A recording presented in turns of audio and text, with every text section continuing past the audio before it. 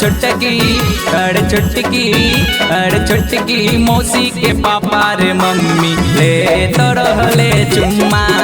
अरे छोटकी मौसी के पापा रे मम्मी ले तो रहले चुम्मा।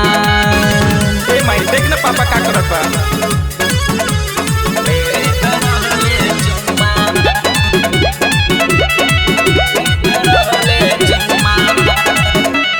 पेप्सी मिरिंडा कोका कोला गट गट गट कहवेला। एकोरा में ले जाके मम्मी काका ऊ बतियावेला। सारा घर के सत्यानाश कर देले बा। पेप्सी मिरिंडा कोका कोला गट गट कहवेला।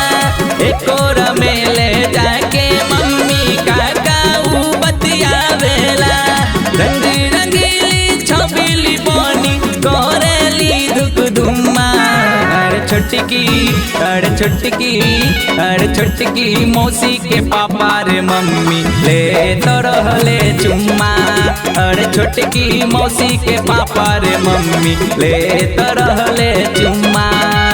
ए माई पानी सर के ऊपर जाता अब बर्दाश्त नहीं के होता।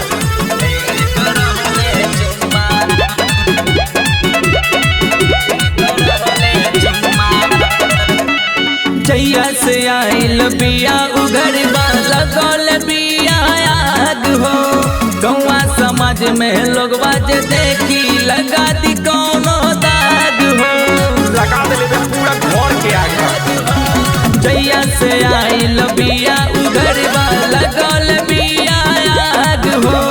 गौवा समाज में लोग बाजे देखी लगा दी कौनो दाग हो। लाली लिपस्टिक लगा के हो बजावेली झुनझुना। अरे छोटकी अरे छोटकी अरे छोटकी मौसी के पापा रे मम्मी ले तो रहले चुम्मा। अरे छोटकी मौसी के पापा रे मम्मी ले तो रहले चुम्मा। ए माई तू ही समझा ना पापा के। सावरिया रिकॉर्डिंग स्टूडियो दिल्ली।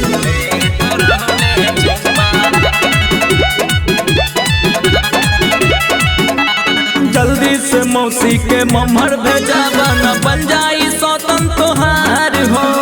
अपना से नुरवा के लाज बचा बन लुट जाई घर बार हो।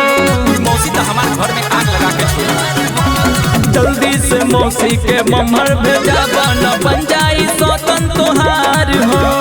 अपना से नुरवा के लाज बचा बन लुट जाई घर बार हो। पापा बरागी दी है घरवा के सुना। अरे छोटकी अरे छोटकी अरे छोटकी मौसी के पापा रे मम्मी ले तो रहले चुम्मा। अरे छोटकी मौसी के पापा रे मम्मी ले तो रहले चुम्मा।